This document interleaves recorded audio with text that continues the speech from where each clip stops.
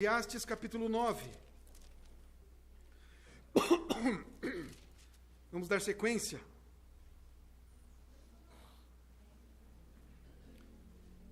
Eclesiastes 9, de 11 ao 18.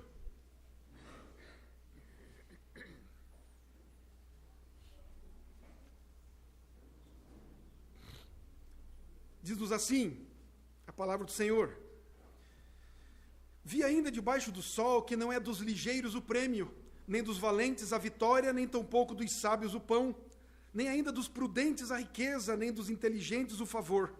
Porém tudo depende do tempo e do acaso, pois o homem não sabe a sua hora, como os peixes que se apanham com a rede traiçoeira, e como os passarinhos que se prendem com o laço, assim se enredam também os filhos dos homens no tempo da calamidade, quando cai de repente sobre eles. Também vi este exemplo de sabedoria debaixo do sol, que foi para mim grande. Houve uma pequena cidade em que havia poucos homens. Veio contra ela um grande rei, sitiou-a, e levantou contra ela grandes baluartes. Encontrou-se nela um homem pobre, porém sábio, que a livrou pela sua sabedoria. Contudo, ninguém se lembrou mais daquele pobre. Então disse eu: melhor é a sabedoria do que a força, ainda que a sabedoria do pobre é desprezada, e as suas palavras não são ouvidas. As palavras dos sábios, ouvidas em silêncio, valem mais do que os gritos de quem governa entre tolos. Melhor é a sabedoria do que as armas de guerra, mas um só pecador destrói muitas coisas boas. Nesses primeiros versos, 11 e 12, que acabamos de ler, Salomão, ele registra algo que ele viu. Portanto, ele não conta aqui uma história, uma parábola, uma ilustração. Ele mostra, ele conta algo que ele viu, que ele presenciou. Ele diz assim: vi ainda debaixo do sol. Ele observou a vida cotidiana. E ele viu, então, 5 tipos de pessoas que ele registra aqui nesses versos. Ele registra aqui, ele observou o mais rápido, o mais forte, o mais sábio, o mais inteligente e o mais habilidoso. Expôs também aqui as atividades e os objetivos de cada um deles. O mais rápido, portanto, a corrida, o mais forte a batalha, o mais sábio a provisão, literalmente aqui o pão, o inteligente, o habilidoso, ele fala aqui a respeito da riqueza e o reconhecimento. É natural, portanto, queridos, nós pensarmos que cada um destes pontos que foram colocados aqui, por um lado, nós podemos olhar na nossa vida, que é tão comum e tão natural que os mais rápidos vençam sempre. Que os mais fortes, ao lutarem uma batalha, sempre atinjam ao objetivo e vençam a batalha. E por aí vai cada um destes exemplos que Salomão coloca aqui. Ele mostra para nós que não é isso que normalmente acontece.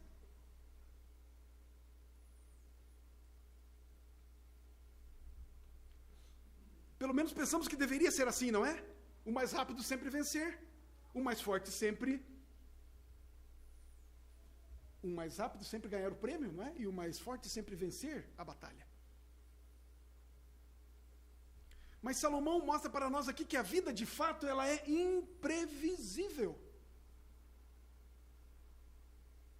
Apesar das qualidades de cada um desses citados aqui, a vida é imprevisível, nós não sabemos o que pode acontecer.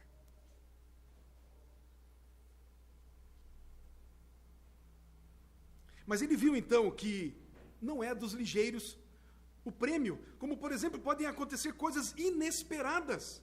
E nós vemos isso corriqueiramente, creio eu, nas provas de atletismo, se fôssemos aqui ilustrar esse ponto. E eu creio que todos nós aqui vamos nos lembrar do nosso corredor brasileiro. O nome dele, Vanderlei Cordeiro de Lima. Na Olimpíada de Atenas, em 2004, na maratona, finalizando aquela Olimpíada, ele estava à frente do segundo colocado, cerca de 40 segundos. e já havia percorrido uma boa parte da prova. E nós todos ali, creio, torcendo para ele, e ele sendo o mais veloz, portanto, apesar de uma maratona, que a velocidade não é o seu marco, mas mais ainda a resistência, aliada a um tanto de velocidade, certamente, mas ele estava em primeiro lugar, 40 segundos à frente. E 40 segundos à frente, numa maratona, não é pouca coisa. Mas o que inesperadamente aconteceu? Um padre irlandês invade a pista. E abraça, assim dizendo, né, o Vanderlei. E atrapalha a sua corrida. E o segura, e ele tentando se desvencilhar. Até que, num certo momento ali, um outro grego invade a pista para livrar o Vanderlei desse padre irlandês. E consegue fazê-lo. Mas, infelizmente, não é? Provavelmente quem corre maratonas, quem quiser fazer alguma consulta ao nosso irmão Hudson, um corredor pelo menos de meia maratona, sabe que uma distração, uma desconcentração, não é? Uma parada abrupta, isso de fato atrapalha. E foi o que aconteceu com ele. Ele não chegou ao primeiro lugar. Não chegou em primeiro lugar. Não ganhou o prêmio máximo da Olimpíada. Ele chegou em terceiro lugar. Ele foi atrapalhado. Algo imprevisível aconteceu com alguém que literalmente, claramente estava vencendo.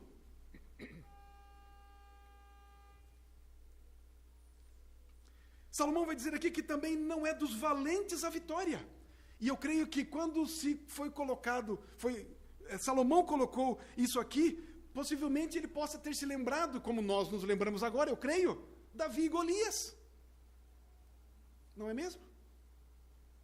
Golias, um grande guerreiro, não só no tamanho, mas vencedor. Ninguém que queria lutar contra ele. E os que lutavam contra ele, perdiam. Os filisteus, então, desafiam o povo de Israel e colocam, então, a Golias. Se vocês conseguirem derrotar Golias, então, vocês tomarão posse de nós. Vencerão a batalha. Não precisamos degladiar exércitos. Apenas um soldado de vocês aí. Um valente para lutar contra Golias. E aí aparece Golias. As medidas de Golias, diz o texto para nós, dava quase 3 metros de altura, 2,60 metros. Alguns cálculos aí feitos. Imagine alguém com 2,60 metros. O Martin, se chega perto dele, já é aquilo todo, né? Imagine 2,60 metros. Muito maior que o Martin. E aí chega quem para lutar? Quem é que é escolhido? Pelo próprio Deus. Porque ninguém se apresentou por conta própria, não é? Davi vendo aquele homem, Golias, aquele monstro, aquele exército todo, falando mal, blasfemando contra o povo de Deus, contra o Deus de toda a terra, e ninguém se mexendo. Davi se apresenta. Um menino, não é? Um soldado jovenzinho, tentam colocar nele uma armadura, e ele não consegue nem se mexer, e ele diz, não preciso disso, não dá, não consigo lutar com isso. Vai à beira do rio, pega ali umas pedrinhas com a sua funda. Enfim, conhecemos a história. Não é dos fortes a vitória numa batalha. Não é dos valentes a vitória. Nem tampouco dos sábios o pão, nem ainda dos prudentes a riqueza, nem dos inteligentes o favor. Espera-se, portanto, queridos, que nessa classe de pessoas, dos sábios, dos prudentes, dos inteligentes, nunca falte o sustento. A pobreza nunca chega na sua casa, nem o desprezo alcance o lar ou a pessoa, cada uma delas. Espera-se. Mas certamente há exceções, porque a vida, ela é imprevisível. Mas, queridos, por que há tantas exceções às nossas expectativas? Por que há essas exceções? Salomão vai responder no fim do verso. Ele vai dizer que tudo depende do tempo e do acaso. Na verdade, traduzindo um pouco melhor isso, é como se ele estivesse dizendo exatamente assim: pois um acontecimento inesperado pode vir a todos eles.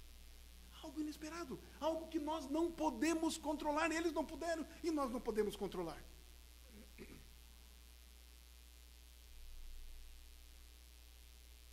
Queridos, por vezes nós temos a vida tão certinha, não é? Temos todos os cuidados, fazemos tudo o que deve ser feito. Somos prudentes, somos hábeis.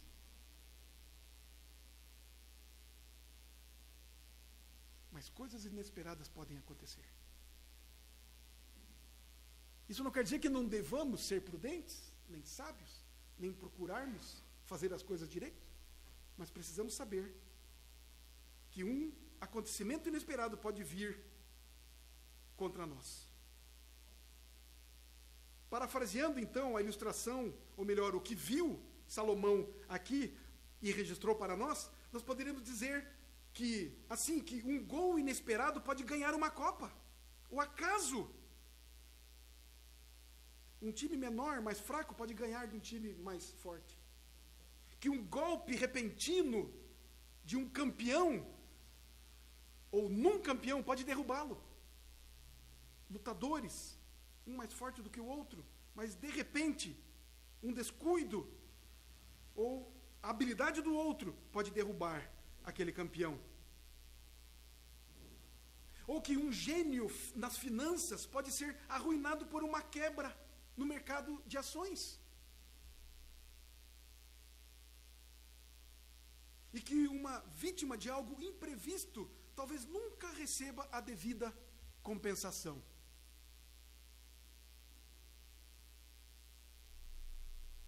Portanto, queridos, nós já vimos aqui mesmo em Eclesiastes que nós não podemos controlar o tempo e nem as coisas. Em Provérbios 3, de 1 a 15, vai falar sobre que há tempo de nascer e há tempo de morrer. Nós não podemos controlar a vida, não podemos controlar a morte, como não podemos controlar as coisas da vida. Não está no nosso poder, não temos autoridade para isso. Acidentes ou incidentes acontecem. Corredores podem tropeçar, valentes podem ser derrotados, sábios podem ser demitidos, empreendedores podem ir à bancarrota e pessoas inteligentes podem cair em desgraça. O ponto aqui é, não temos controle sobre o nosso destino, a vida é imprevisível.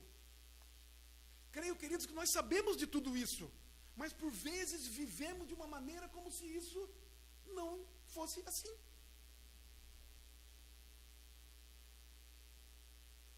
Não contamos com a imprevisibilidade da vida.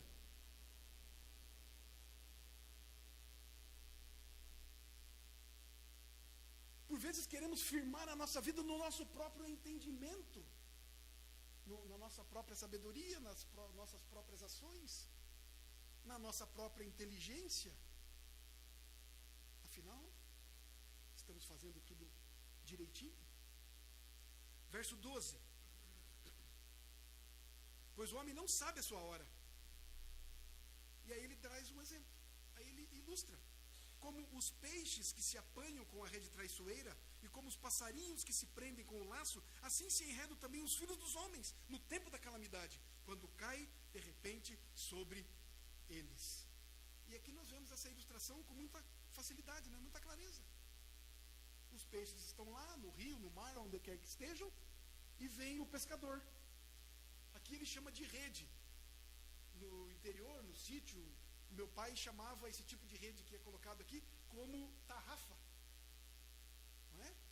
Uma rede grande com chumbinhos ou chumbos pesados na ponta. Ela é redonda e aí você segura de um jeito lá que só ele sabe e você lança aquilo, ela abre totalmente e cai de uma vez só na água. E pelo peso do chumbo, os peixes que estão ali ficam emaranhados, enrolados, presos ali.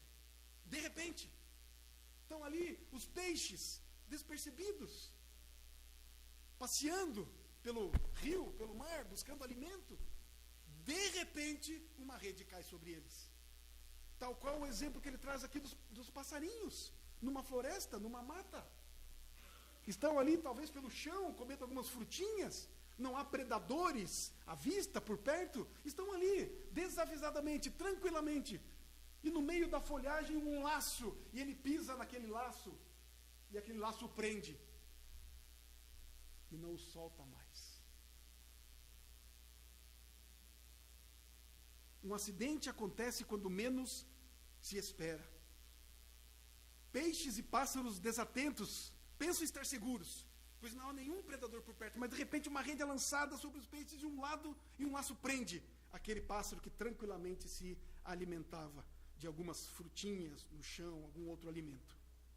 Nesses 2 versos, então, Salomão afirmou que o mérito nem sempre é recompensado e que o mundo pode tratar as pessoas de modo injusto.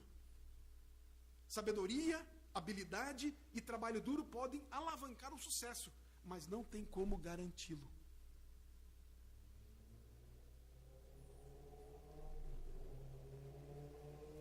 Versos 13 ao 15, também vi este exemplo de sabedoria debaixo do sol, que foi para mim grande. Houve uma pequena cidade em que havia poucos homens, veio contra ela um grande rei, sitiou-a e levantou contra ela grandes baluartes.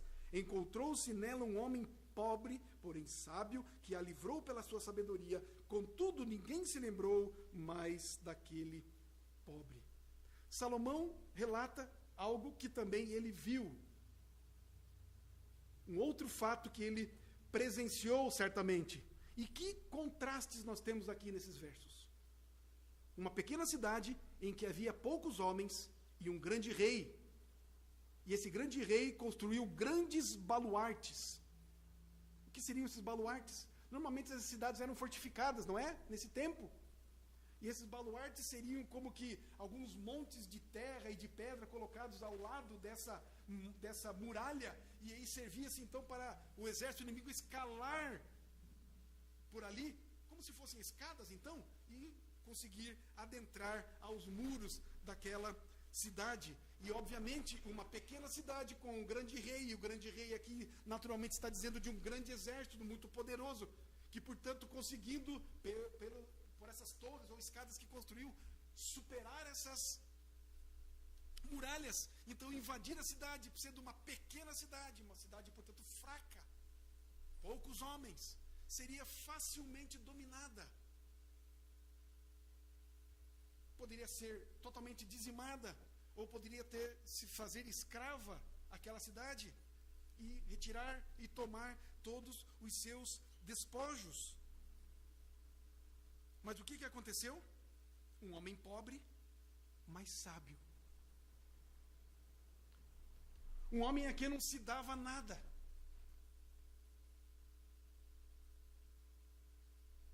E aqui certamente ele não fez uma prova para ter uma cota, né? Uma cota melhor. Ele era pobre, mas era sábio. Pobre pode ser sábio. Não vamos falar de política aqui. Mas um homem que não tinha recursos para ajudar a livrar a cidade desse rei inimigo. Porém, com sabedoria, livrou a cidade do mal. O texto não diz para nós qual foi a estratégia que ele usou. Não é? Creio que todos nós ficamos curiosos aqui. Eu fiquei pensando, mas qual foi a estratégia que ele usou? Um pobre sábio contra um rei, um grande exército. O que foi que ele fez? Como ele negociou? O que ele falou? O que ele apresentou? Não é dito para nós. Não é esse o ponto que deve ser destacado aqui. Não sabemos a estratégia que foi usada, mas é dito que ele a livrou pela sua sabedoria. Salomão destaca aqui, portanto, a importância da sabedoria na solução dos problemas. Em Eclesiastes 7:19, Salomão, ele diz assim: a sabedoria fortalece ao sábio mais do que 10 poderosos que haja na cidade. A sabedoria. E ele está falando aqui, primeiramente, de uma sabedoria debaixo do sol. A sabedoria que há e que está disponível para ser também buscada, sem dúvida alguma. Lembramos, portanto, queridos, que pobreza não é sinônimo de ignorância ou de incapacidade intelectual. Mas como nem tudo são flores, o que o verso 15 nos diz? Ainda no finalzinho, olha o 15, encontrou-se nela um homem pobre, porém sábio, que a livrou pela sua sabedoria. Contudo, ninguém se lembrou mais daquele pobre. Apesar do bem enorme que ele fez àquela cidade, que a sua sabedoria, a sua atitude, a sua ação promoveu o livramento daquela cidade, ninguém se lembrou mais daquele pobre.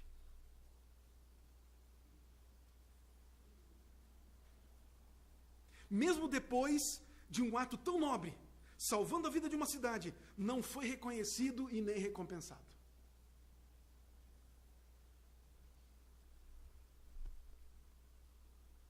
Mas o que é que mais nos chama a atenção nesse episódio?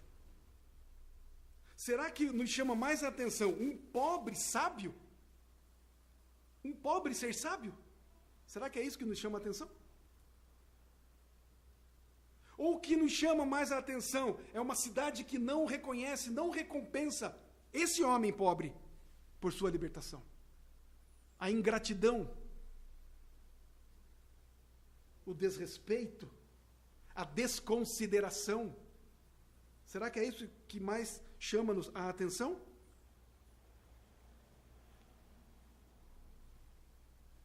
Isso certamente deve nos levar a refletir como nós temos agido diante das benesses que pessoas fazem para nós. Isso deve levar-nos a pensar de como temos reagido às bênçãos que o próprio Deus nos dá. Como tem sido a nossa gratidão, o nosso reconhecimento. Como temos feito, como temos agido.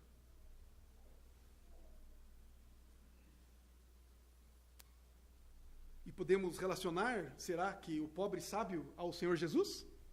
Será que poderíamos fazer isso? Cristo não tinha onde reclinar a cabeça? Enquanto andou pela terra, não tinha posses? Nasceu numa manjedoura? Pobre? De família pobre? Mas salvou-nos. Como temos visto isso? Como temos reconhecido, como temos vivido? Claro que não podemos recompensá-lo, obviamente que não. Mas como tem sido a nossa vida, como tem sido as demonstrações de gratidão, de reconhecimento do que Cristo fez por nós? Versos 16 e 17. Então, disse eu, melhor é a sabedoria do que a força, provada aí por este pobre sábio.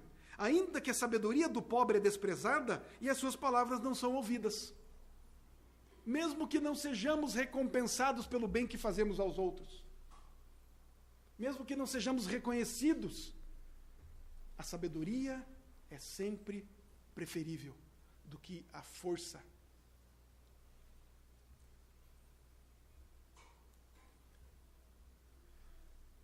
O primeiro benefício, então, mostrado aqui foi demonstrar a sua eficácia. Essa sabedoria mostrou a eficácia quando a força bruta era claramente incapaz de salvar o povo. Não adiantaria que aqueles poucos homens daquela cidade tentassem lutar contra aquele grande rei, contra aquele grande exército. Em segundo, foi trazer proteção ao próprio sábio. Ele estava preocupado também com a sua própria vida. Não é? Pois se caso fosse efetivada aquela invasão, ele, como membro morador daquela cidade, seria eliminado também. Ele, portanto, estava preocupado com a sua própria condição, com a sua própria vida. Ele deixaria de ser um homem pobre e passaria a ser um homem morto. Não é? Mas mesmo assim nós podemos aprender algo. Vemos que a sabedoria daquele homem pobre serviu ao povo. E serviu ao povo apenas numa questão militar. mas não continuaria a beneficiar a cidade por meio de conselhos e decisões difíceis que deveriam ser tomadas pelo conselho daquela cidade. Ele passou, e não passou a fazer parte do conselho da cidade. Alguns líderes, possivelmente, naquela cidade, que não tinham sabedoria, não conseguiriam livrar e não conseguiram livrar a cidade do mal, mas ele, pobre, sábio, conseguiu. Poderia, então, ser chamado para ajudar, agora na liderança, no desenvolvimento daquela cidade, mas não. Ainda assim, a sabedoria provou o seu valor sobre a força e alcançou aquilo que a força não conseguiria, a sobrevivência da cidade. Isso quer dizer que a sabedoria, por menos apreciada que possa ser pelo mundo, traz mais resultados positivos do que a força. O que deve encorajar o sábio, mesmo quando desprezado. Isso nos faz lembrar, certamente, e deve nos impulsionar a fazermos sempre o bem, sem esperarmos recompensas, sem esperarmos reconhecimento.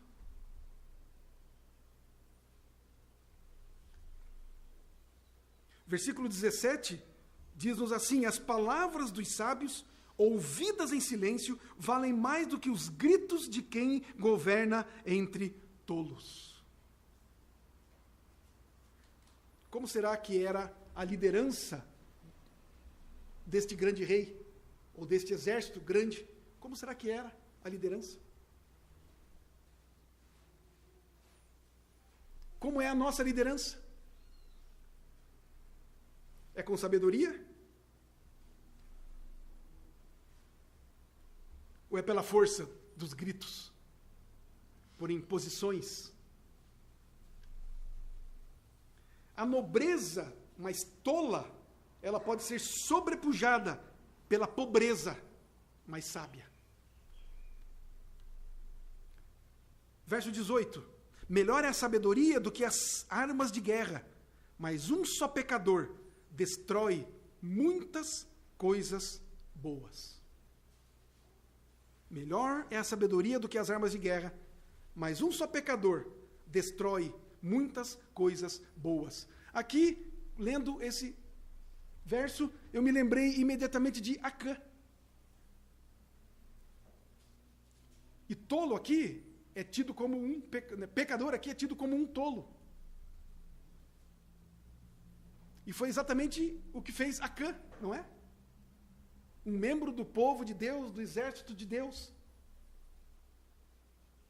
que conduziu à desgraça, à derrota do povo de Deus por conta do seu pecado, da sua tolice, de ter pego os despojos e escondido na sua barraca, na sua tenda, na sua casa.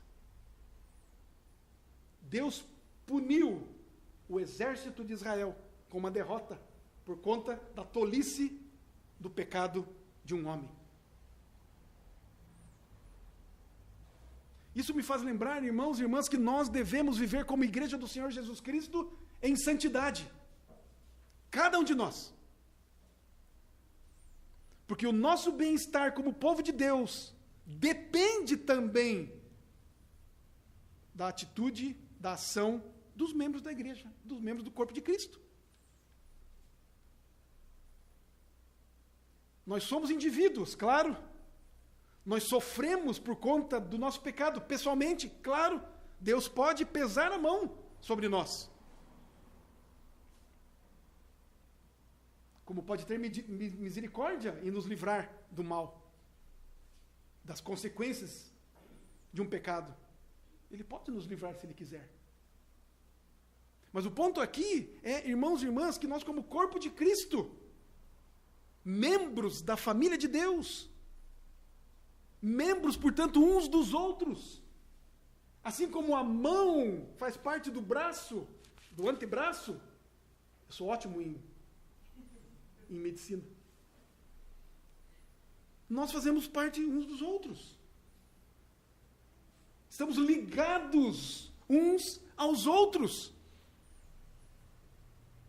E quando olhamos essa figura que Paulo fala lá em 1 Coríntios, no capítulo 12, ele vai falar do corpo de Cristo. Não é? Nós somos tão ligados, tão juntos, que nós não conseguimos separar a mão do antebraço sem ficar um pouco de cá e um pouco para lá. Não tem, o melhor cirurgião não vai conseguir separar a mão do antebraço sem que uma parte fique colada ou ainda junta na outra. Porque somos assim mesmo. E, portanto, quando um de nós peca, a palavra de Deus nos diz que todo o corpo sofre. Porque somos membros uns dos outros. Portanto, eu tenho que me cuidar. Não só por causa do meu próprio mal, não só por conta do homem pobre, sabe, que se eu não fizer alguma coisa eu vou morrer. Eu tenho que fazer alguma coisa, eu tenho que salvar a minha vida. E para isso eu vou salvar a cidade toda. Não pensar apenas em si, mas pensar no todo. Quando eu peco, o meu irmão sofre. Não somente eu.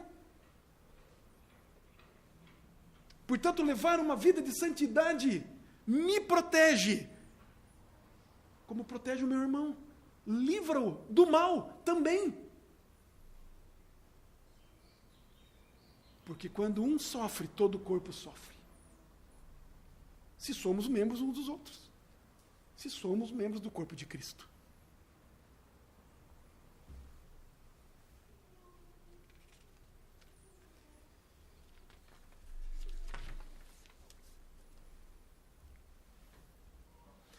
Concluindo, queridos, para nós que tememos ao Senhor e desejamos a sabedoria, segundo os seus divinos padrões, e não segundo os padrões do mundo, em primeiro lugar, nós não podemos ser pretensiosos com relação às nossas capacidades pessoais, com a nossa força física, ou com o nosso intelecto, pois coisas inesperadas podem acontecer e podem estragar os nossos planos mais bem elaborados. Está tudo muito bem planejado, tudo muito bem organizado. As contas estão todas muito bem elaboradas, planejadas, tudo dentro do quadradinho. Vou construir uma casa, está tudo em ordem. Tenho os melhores pedreiros, tenho os melhores materiais, temos os melhores arquitetos, temos o dinheiro completo para fazer tudo, está tudo em ordem. Confio que está tudo em ordem, tudo bem. Coloquei toda a minha capacidade ali, e toda a minha confiança em tudo isso que eu planejei e que elaborei. Não sejamos pretensiosos. Coisas inesperadas podem acontecer. Assim como servos de Deus, devemos viver na inteira dependência do nosso Senhor soberano, sabendo que os acontecimentos são inesperados para nós, mas não para Ele. Que tudo controla. Não há imprevistos para Deus. Deus não é pego de surpresa em nada, em coisa alguma. Ele não apenas sabe todas as coisas, como Ele controla todas as coisas. E controla a nossa vida e todos os eventos das nossas vidas, do que está ao nosso redor, do mundo inteiro. O mundo inteiro está nas suas mãos. Mais uma vez eu digo que nós sabemos disso, mas por vezes não vivemos nessa dependência. Por vezes escorregamos e queremos viver pelos nossos próprios esforços. Em segundo lugar, o servo de Deus não pode se intimidar diante das dificuldades que se apresentam e nem ceder ao pecado que tenazmente o assedia. Como o pobre sábio dessa história de Salomão, seremos, por vezes, esquecidos, não reconhecidos, nem recompensados por algum ato de sabedoria e bondade que praticamos. Seremos esquecidos e não recompensados.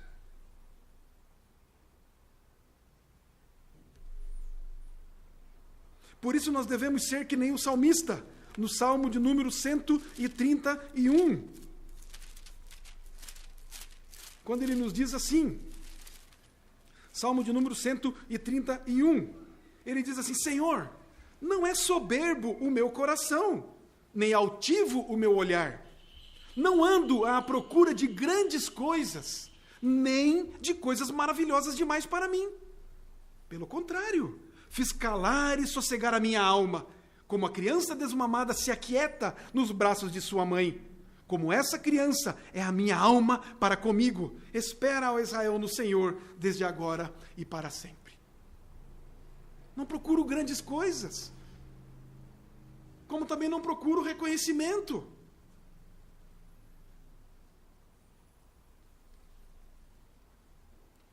Nós não podemos nos intimidar diante das dificuldades que se apresentam. O apóstolo Paulo vai dizer que nós somos mais do que vencedores por meio daquele que nos amou. A sabedoria humana pode falhar. E esta sabedoria humana não nos garante a vitória nem o reconhecimento do mundo. Mas nós confiamos e nos estribamos naquele que detém toda a sabedoria. A morte pode vir inesperadamente, mas nós nos estribamos naquele que venceu a morte.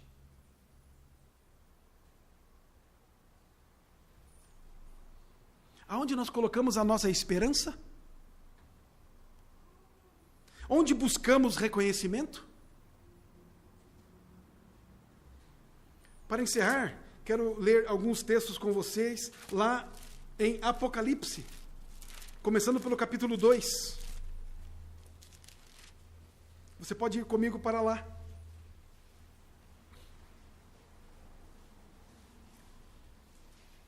Apocalipse 2, o verso 17. Diz assim: quem tem ouvidos, ouça o que o Espírito diz às igrejas. Quem tem ouvidos, ouça. Não apenas ouçam as palavras audivelmente ou fisicamente aqui, mas ouçamos as palavras de Deus espiritualmente. Compreendamos pelo Espírito do Senhor o que Ele quer dizer a nós. Ao vencedor, dar-lhe-ei do maná escondido, bem como lhe darei uma pedrinha branca, e sobre essa pedrinha escrito um nome novo, o qual ninguém conhece, exceto aquele que o recebe. Ao vencedor. O vencedor receberá isso. Darei, é o Senhor Jesus que dará. Versículo 5 do capítulo 3.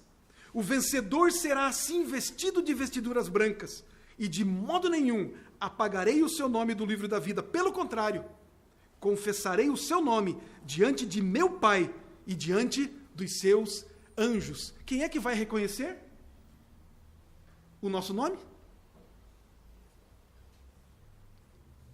O próprio Deus vai reconhecer o nosso nome, dito pelo próprio Senhor Jesus. Confessarei o seu nome diante do meu Pai e diante dos seus anjos. E não reconhecimento de homens e nesta terra. Essa é a verdadeira confissão que importa, não a do mundo. Capítulo 3 ainda, os versos 21 e 22. Ao vencedor dar-lhe-ei sentar-se comigo no meu trono, assim como também eu venci e me sentei com meu Pai no seu trono. Quem tem ouvidos, ouça o que o Espírito diz às igrejas.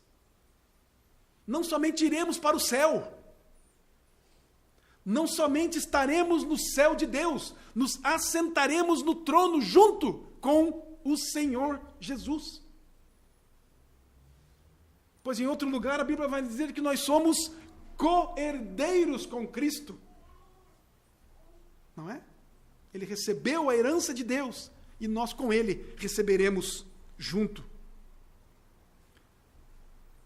Capítulo 21, versos 5 ao 7. Ainda em Apocalipse, capítulo 21, versículos 5 ao 7. E aquele que está assentado no trono disse: eis que faço novas todas as coisas. E acrescentou: escreve, porque estas palavras são fiéis e verdadeiras. Disse-me ainda: tudo está feito. Eu sou o alfa e o ômega, o princípio e o fim. Eu, a quem tem sede, darei de graça da fonte da água da vida. O vencedor herdará estas coisas, e eu lhe serei Deus, e ele me será filho. Nele, em Deus, por seu Filho Jesus Cristo, nele está toda a nossa satisfação.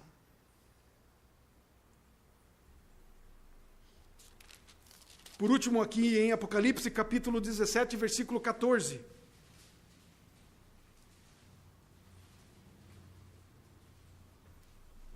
Pelejarão eles contra o Cordeiro, e o Cordeiro os vencerá, pois é o Senhor dos senhores e o Rei dos reis. Vencerão também os chamados, eleitos e fiéis, que se acham com ele. Por que venceremos? Por que a vitória é certa? Porque pertencemos a ele. Porque somos dele.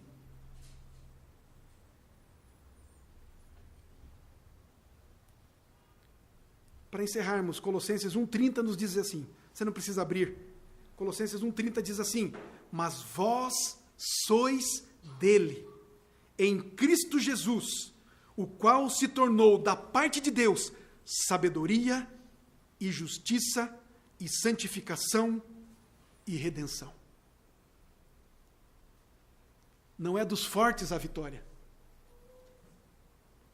Não é daqueles que correm mais rápido o prêmio.